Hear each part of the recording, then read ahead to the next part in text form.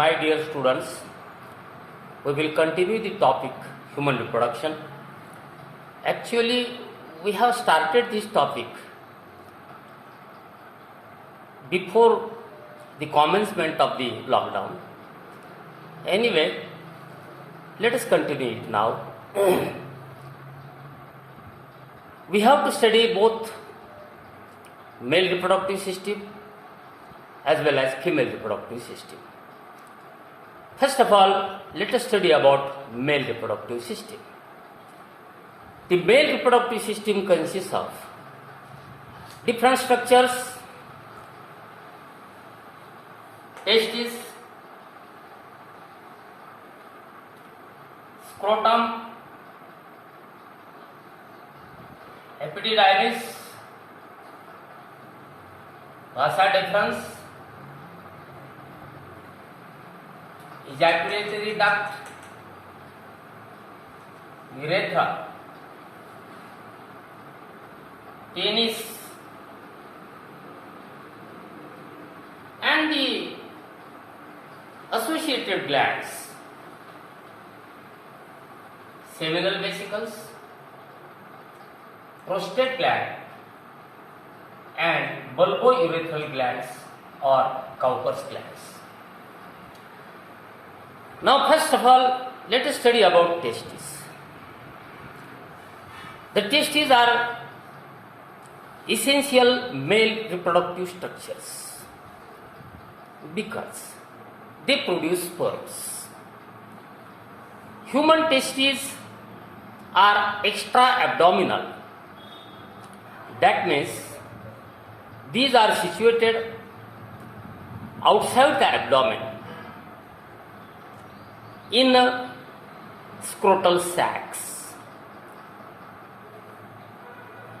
The scrotal sacs are a pair of thin, distensible folds of skin and together form the structure called as scrotum.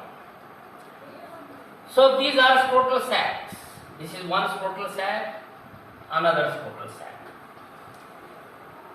The testes are situated in the scrotal sacs. These scrotal sacs act as thermoregulators. They maintain the temperature of the testes 2 to 2.5 degrees less than the body temperature, and it is required for production of sperms. Initially, the testes are present in the abdomen, but by 7th month of the fetal development, the testes descend down from abdominal cavity outside to lodge into the scrotal sacs. Now, there are some cases in which the testes fail to descend down from abdominal cavity into the scrotal sacs, and this condition is called as cryptorchidism. This cryptorchidism, it results in male sterility because these intra-abdominal testes cannot produce sperms.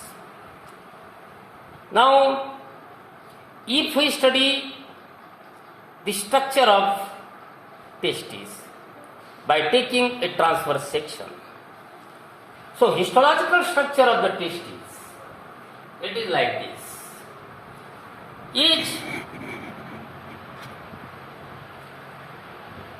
Each testis histologically is surrounded by 3 layers. The outermost incomplete layer is called as tunica vaginalis. The middle one is tunica albuginea, and the innermost layer is called as tunica vascularis. The incomplete layer of tunica vaginalis, which is the outermost layer, it represents the mesodermal origin of the testes. Now, each testis, it contains about 250 testicular vesicles or compartments. Each compartment contains 1 to 3 fine microscopic tubules, which are called as seminiferous tubules. These seminiferous tubules are lined by two types of cells. One, the germinal cells or germinal epithelium, and the other type of cells are called as the cells of Sertoli. Cells of Sertoli or Sertoli cells. The germinal epithelial cells produce sperms by the process called spermatogenesis. The Sertoli cells, they provide nourishment to the developing sperms. Now, the seminal vesicles are separated from each other by connective tissue, and the space containing connective tissue present in between the seminiferous tubules is called as interstitial space. This interstitial space, in addition to the connective tissue, contains special types of cells. These cells are called as interstitial cells or cells of Leydig. Cells of Leydig.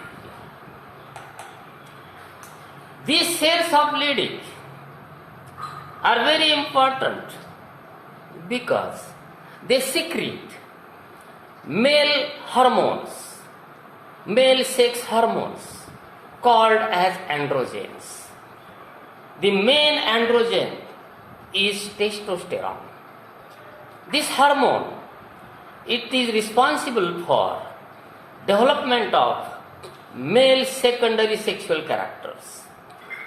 This hormone is also responsible for proper development of the secondary sex organs and also the proper development of testes.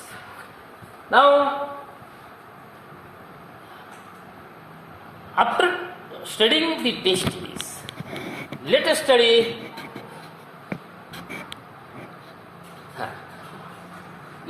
about epididymis.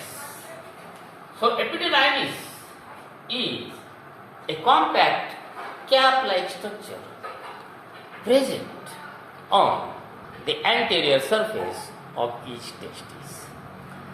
The epididymis has three parts. The anterior part, it is cap-like and called as caput epididymis. The middle part is called as corpus epididymis, and the terminal part is called as cauda epididymis. Now, the caput epididymis, that means first part of the epididymis, it receives spurs from rete testes by 15 to 20 fine microscopic tubules, which are called as vasa efferentia. So, vasa efferentia are 15 to 20 fine microscopic tubules which connect the rete testes with the epididymis. They carry sperms from rete testes to epididymis. Now, what are rete testes? Rete testes are nothing but a network of fine microscopic tubules present inside the testes. The seminiferous tubules produce sperms, and these sperms are carried and collected into this tubular network, that means rete testes. And from the rete testes, these sperms are taken out by vasa efflorescens and discharged into the caput epididymis. Now, in the epididymis, the sperms undergo physiological maturation. The chorda epididymis, it continues as a long duct called as vasa deferens. Now, vasa deferens, these are a pair of whitish ducts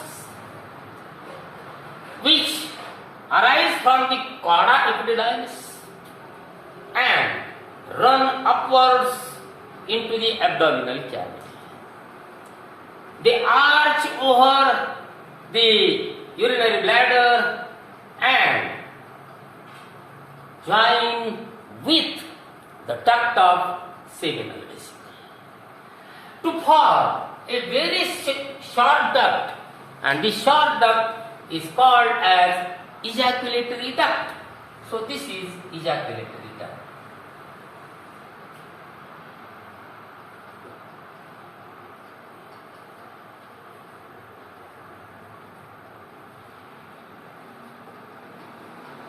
About 2 centimeters in length. Now, the ejaculatory ducts from both the sides, this side as well as this side, open into urethra. This is urethra. Now, about urethra.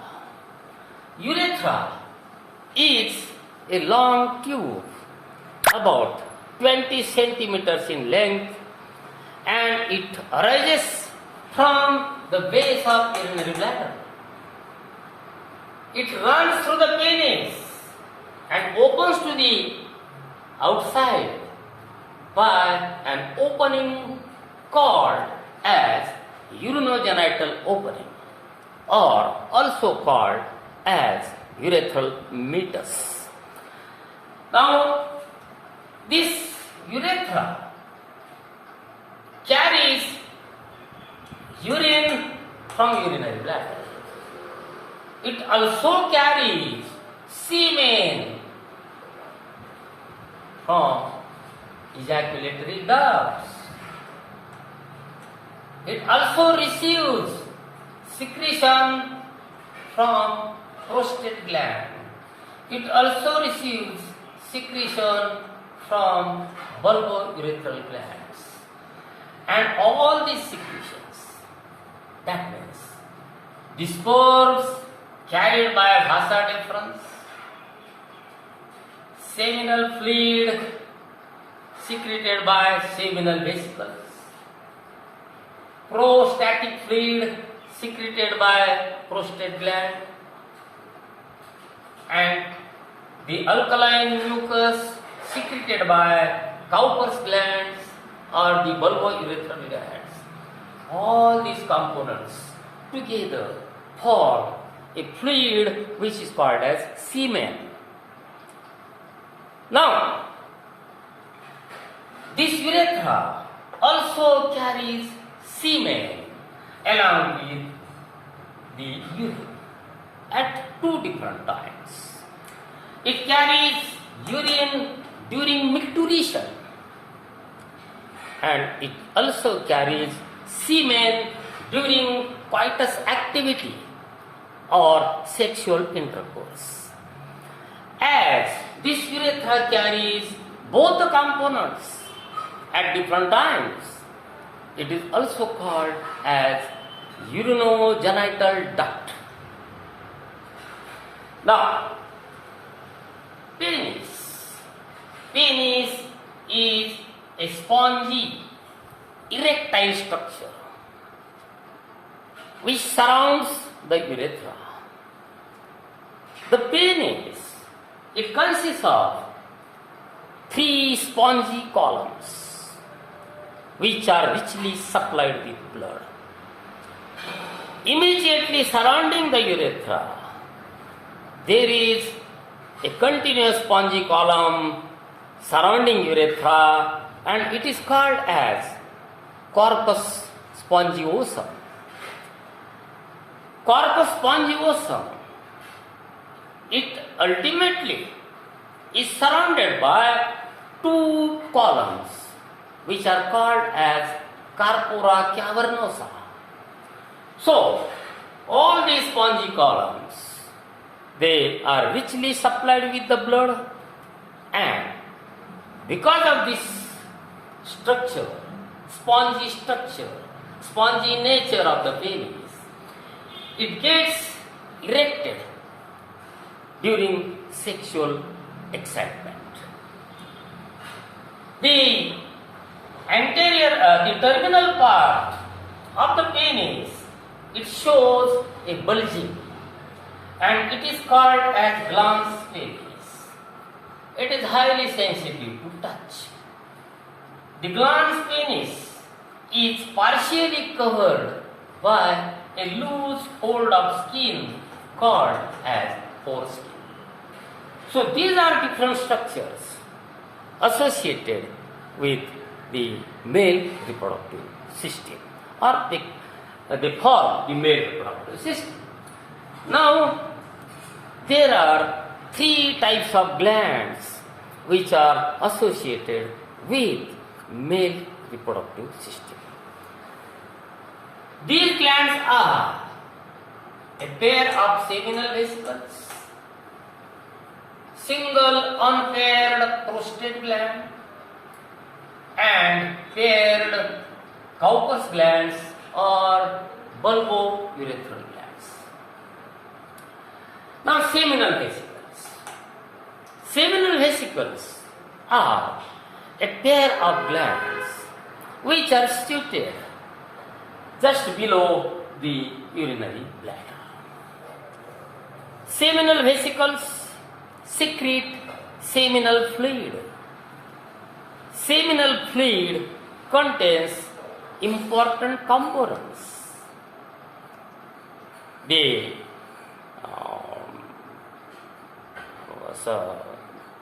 fructose, prostaglandins, fibrinogen, calcium, and some enzymes. These are the components present in seminal vesicle. Once again, fructose, prostaglandins, fibrinogen, calcium, and enzymes. The fructose, it provides energy to the movement of sperms within the semen. The fibrinogen, it brings about coagulation of semen after its ejaculation outside. Now another type of gland, one more thing. The seminal fluid, it contributes for about 60% of the semen. 60% of the semen. Now, the prostate gland. Prostate gland is single, diffuse gland, which is situated below the urinary bladder, just at the beginning of urethra. It surrounds the urethra from all sides, and it secretes a fluid, alkaline fluid, called as prostatic fluid. the prostatic fluid is secreted and carried into the urethra with the help of about 40 very fine microscopic ducts. Now this prostatic fluid, it provides motility to the sperms. It is also alkaline fluid and helps in neutralization of the acidity. Now, the third type of glands are the Cowper's glands or bulbourethral glands. These are very small, pea-shaped glands and associated with the urethra. They open into the urethra with the help of their very small ducts. The bulbourethral glands secrete alkaline mucus. This alkaline mucus, it performs two functions. One, it neutralizes the acidity or acidic environment in the female vaginal tract during coitus activity. Secondly, it lubricates the passage of urethra while the semen is flowing through it. Now, the semen, what is semen?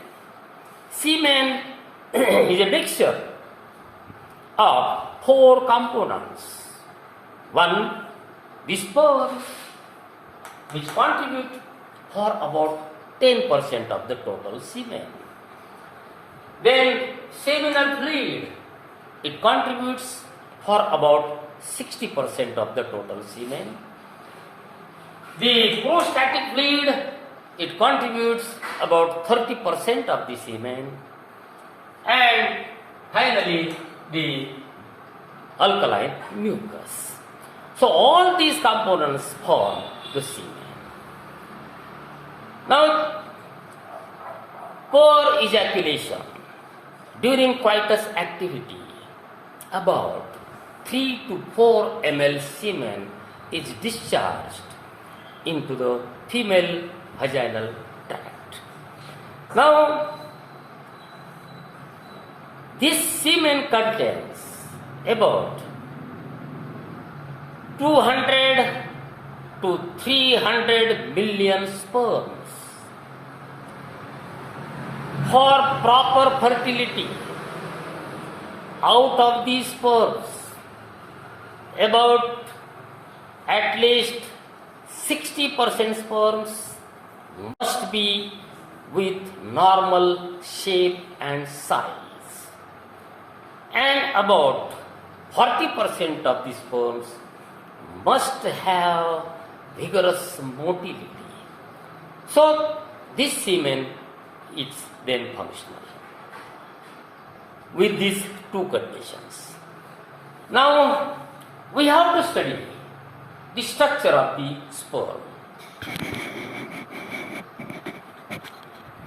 Structure of sperm.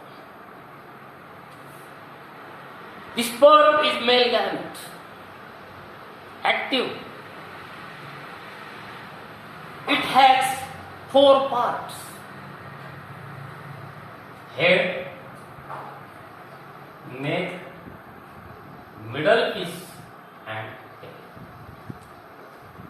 Head. The head of the sperm is oval and it contains single conical haploid nucleus.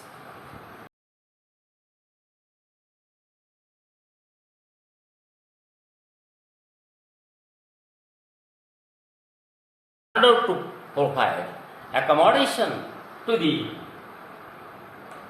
centrals which are present in the neck region. The head anteriorly is covered by acrosome. This acrosome is actually a type of lysosome because it secretes an enzyme or two enzymes, not single, but two enzymes. The hyaluronidase and zonal-lysine. So these lytic enzymes are secreted by the acrosome during sexual intercourse. Hyaluronidase enzyme, it dissolves the corona radiata layer of the ovum, while zonal-lysine, that is acrosome, it dissolves the phytolyl membrane, zona pellucida layer of the ovum. So this acrosome acts as a active lysosome. Now the neck is very narrow, short, and it contains two centrioles, proximal centriole and distal centriole. Now, this distal centriole, it gives out axial filament. The axial filament runs through middle piece and through the tail and ultimately comes out at the tip of the tail. Third part of the sperm structure is middle piece. This middle piece, it contains spiral shaped mitochondria. These mitochondria provide or they generate energy which is necessary for sperm motility. So, middle piece is also called as the powerhouse of the sperm. Now, the tail is long, vibratile, about 10 times long than the middle piece. The tail encloses the axial filament. The tail itself has its own cytoplasm. Now, with the help of the tail, the sperm can freely move within the medium. That means within the semen itself and within the uterine fluid during sexual intercourse. So this is about the overall study of male reproductive system. So next time we will study about female reproductive system. Thank you.